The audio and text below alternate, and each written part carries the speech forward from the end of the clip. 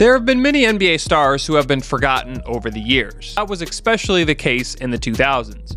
One of those players was Pacers great Danny Granger. Remember him? Now, Danny Granger was not a superstar, but during the late 2000s and the early 2010s, he was becoming one. However, because of injuries and the emergence of Paul George, he became the second option. Granger then very quickly went to the bench, then became a veteran journeyman, and after that, he seemingly vanished from the league. Granger at one time was a borderline top 10 player and made the All-Star game in 2009. He also won Most Improved Player of the Year that same season. He was on the rise to stardom, but injuries started to sneak in and derail his career. He eventually retired with not much fanfare. In this video, we will talk about his journey that included his college career, NBA career, rise to stardom, become an all-star, and then pretty much fell off after the emergence of Paul George.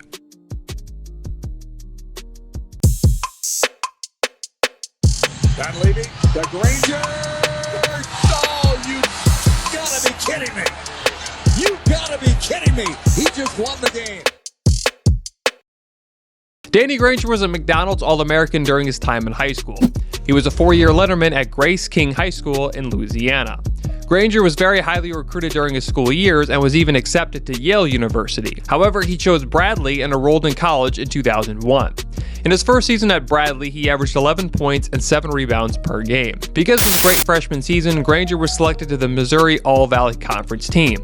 After 2003, he decided to transfer, this time to New Mexico, during his sophomore season. However, because of the transfer rules at the time, he was not allowed to play until January of 2004.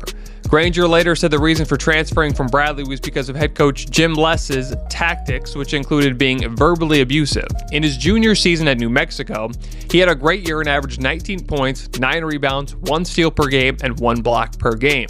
After the season was over, he was selected to the All-Mountain West Conference first team. They did not qualify for the tournament in his junior season as they went 14-14. However, the very next year, they made the NCAA tournament with a 26-7 record.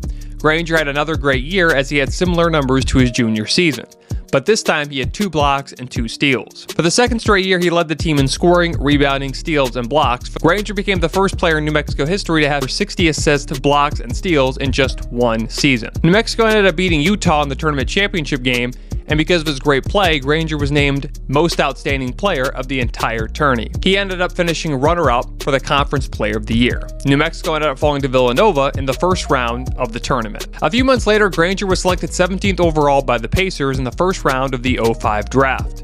His rookie season was not outstanding, but he did exceed expectations and was selected to the all-rookie second team. In his rookie campaign, he averaged 7 points, 5 rebounds, in 78 games played. After a decent sophomore season, Granger became one of the guys for the Pacers.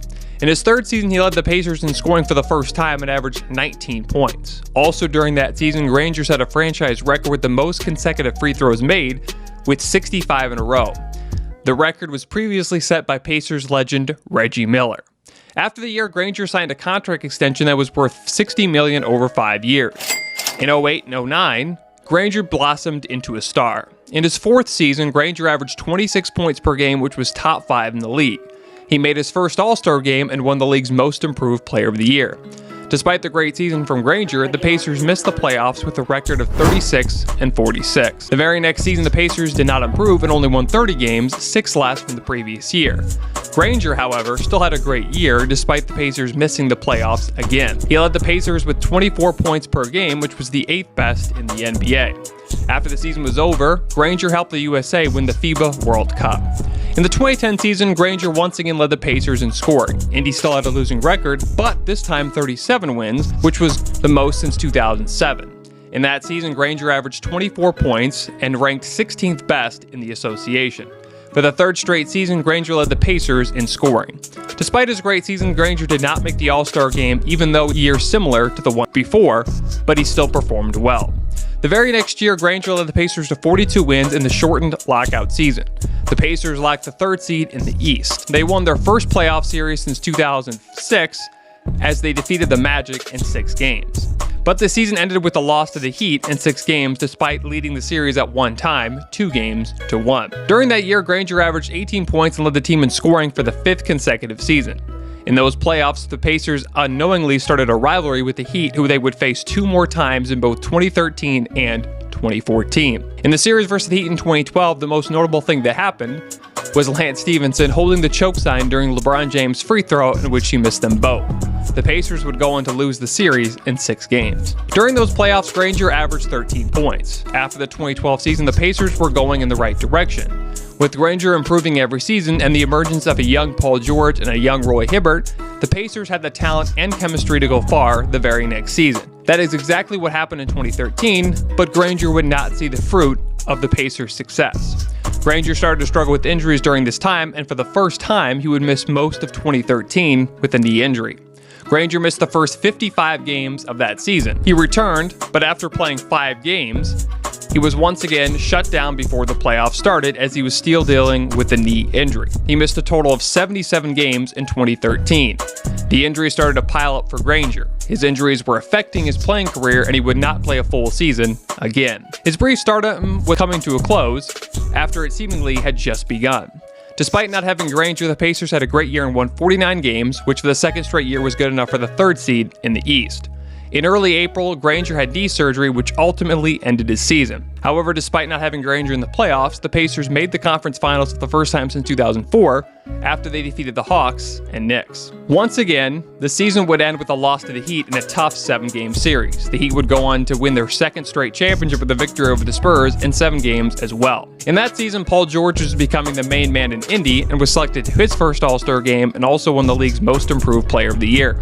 The next season, the Pacers would have the best record in the East and make the conference finals for the 2nd straight season. However, 2014 would end up being Granger's final season in Indy. Granger ended up missing the first 25 games in 2014 as he was dealing with a strained calf. In the final season with the Pacers, Granger only played in 29 games and averaged 8 points, 3 rebounds, and 1 assist, while only playing 22 minutes per contest. After 8.5 seasons with the Pacers, Granger was dealt during the deadline. He was acquired by the Sixers, even though he did not end up playing for Philly. After he was traded, he was immediately bought out by the Sixers. After being waived by the 76ers, he found a home very quickly and signed with the Clippers for the remainder of the season. After the 2014 season, he signed with the Heat and played in Miami for 30 games. However, he was once again traded again, this time to the Suns. He did not play at all with the Suns as he was dealing with a knee injury. After a short stint with the Suns, Granger was traded again, this time to the Pistons. While he was rehabbing in Arizona, he was expected to heal before the season. But that did not happen as he was eventually waived by the Pistons before he even played for them. Danny Granger's career, which once shone brightly with the Pacers, ended on a somber note during his stints with the Clippers and Heat. After battling numerous injuries, including a serious knee problem that significantly hampered his performance, Granger struggled to reclaim his former All-Star form. His time with the Clippers and Heat was marked by limited playing time and diminished impact on the court. Despite flashes of his past brilliance, Granger couldn't overcome the physical setbacks, leading to a quiet and unceremonious conclusion to what had once been a promising NBA career. Shout out to Danny Granger. If you have anything you want to add to the video, let me know in the comments. And as always, don't forget to subscribe and like the video.